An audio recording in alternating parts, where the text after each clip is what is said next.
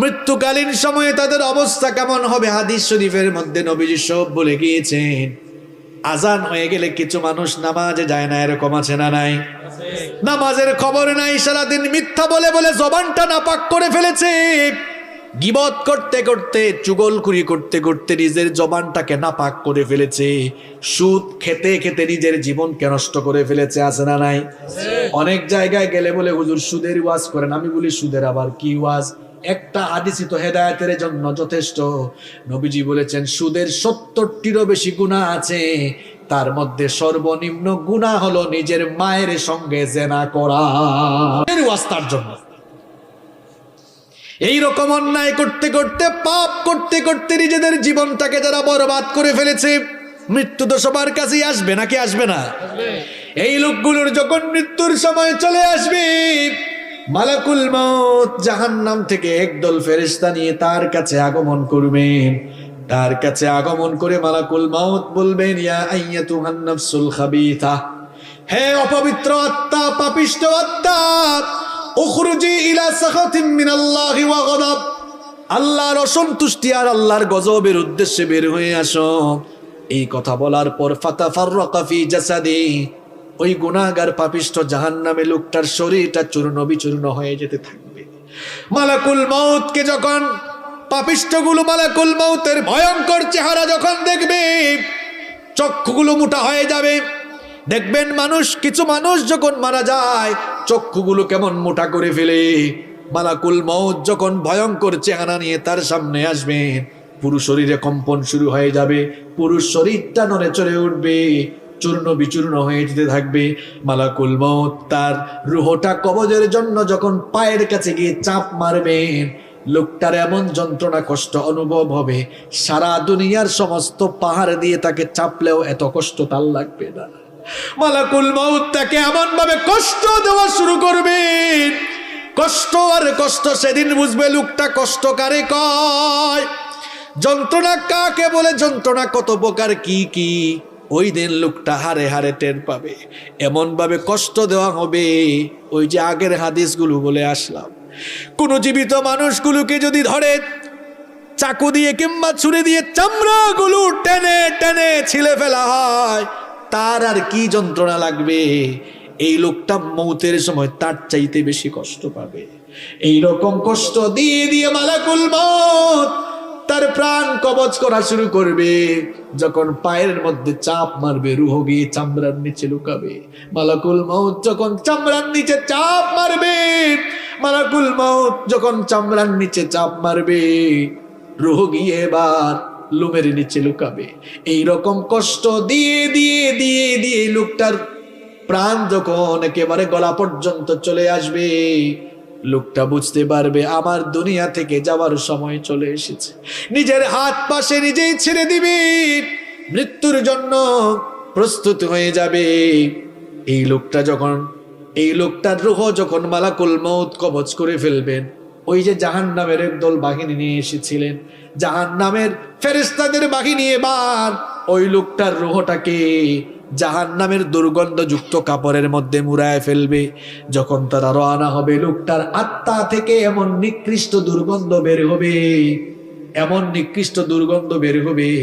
এই নিকৃষ্ট দুর্গন্ধযুক্ত আত্মা নিয়ে যখন তারা প্রথম আসমানে যাবে, প্রথম আসমানের দরজা খোলার জন্য অনুমতি চাওয়া হবে। ফেরেশতা বলবে, কোন অপবিত্র কোন পাপিষ্ঠ লোকটার আত্মা নিয়ে এসেছো? ফেরেশতারা পরিচয় করিয়ে দিবে, ওই তো ভাঙ্গা উপজেলার অমুক এলাকার অমুক লোকটার রূহ। ফেরেশতারা বলবে, এই দুর্গন্ধযুক্ত অপবিত্র জাহান্নামী পাপিষ্ঠ লোকটার জন্য, এই লোকটার জন্য আসমানের দরজা খোলা হবে না, তার রূহটাকে আইল্লিনে নেওয়ার সুযোগ দেওয়া হবে না। এই কথা বলে ফেরেশতা তার রূহটাকে এমন সজোরে ধাক্কা দিবে, এক ধাক্কার চোটে এই দুনিয়ার জমিনের 70,000 গজ মাটির নিচে সিজ্জিনের মধ্যে গিয়ে তার রূহটা পতিত হবে। মজা বুঝবা সেদিন।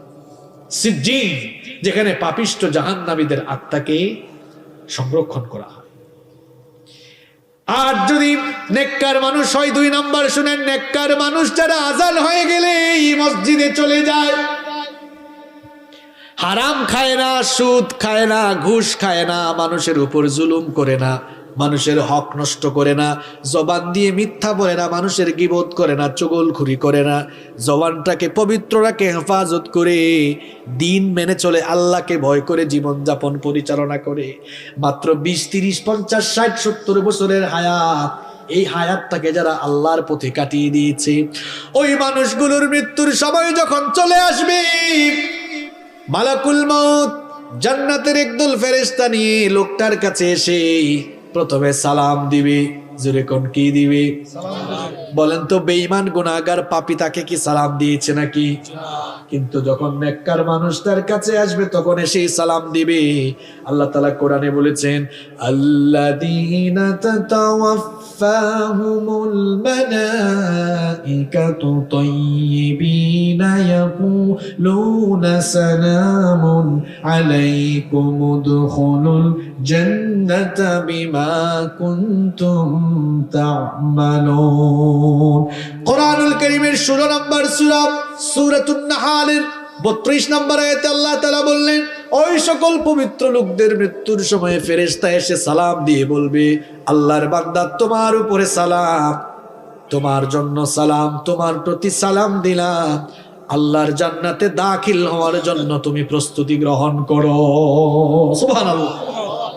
ফেরেশতা বলবে, ইয়া আইয়ুহান নাফসুত তাইয়্যিবা উখরুজি ইলা মাগফিরাতিন মিনাল্লাহি ওয়া রিদওয়ান। হে পবিত্র আত্মা, আল্লাহর সন্তুষ্টি আর ক্ষমার উদ্দেশ্যে তুমি বের হয়ে আসো। এই কথা বলে ফেরেশতা যখন তার রূহ কবজ করা শুরু করবে, নেককার দিনদার মানুষগুলোর রূহ যখন কবজ করা হবে, মৃত্যুর যন্ত্রণা তাদের আর ফিল হবে না। ব্যাপারটির উদাহরণ আমি এইভাবে দিচ্ছি, দেখবেন ছোট্ট বাচ্চারা ক্ষুধা পেলে কি করে? আপনাদের এলাকায় হাসে নাকি? ছোট্ট বাচ্চারা ক্ষুধা পেলে কি করে? কান্না করে। কান্না করার পর মা যখন সন্তানকে কুলে নিয়ে দুধ খাওয়ায়, দুধ পান করায়, বাচ্চা তখন কি কান্না করে নাকি? বাচ্চা তখন কান্না বন্ধ করে দুধ পান করে করে আরাম করে ঘুমিয়ে যায়। নেককার দিনদার আল্লাহওয়ালা মানুষ যারা, এদের মৃত্যুর সময় অবস্থা এমন হবে, একটি শিশু মায়ের কোলে দুধ পান করে যেমন আরাম করে ঘুমিয়ে যায়, ঠিক তেমনি ভাবে আল্লাহওয়ালা দিনদার মানুষগুলোর মৃত্যুর সময় ফেরেশতা এসে যখন জান্নাতের দৃশ্য তুলে ধরবে, জান্নাতের দৃশ্য দেখতে দেখতে দেখতে দেখতে আরাম করে সে ঘুমায়া যাবে। আল্লাহ এমন মৃত্যু আমাদেরকে নসিব করে দিও। আরো আসতে বলেন আমিন। তার রূহটাকে কবজ করার পর ফেরেশতা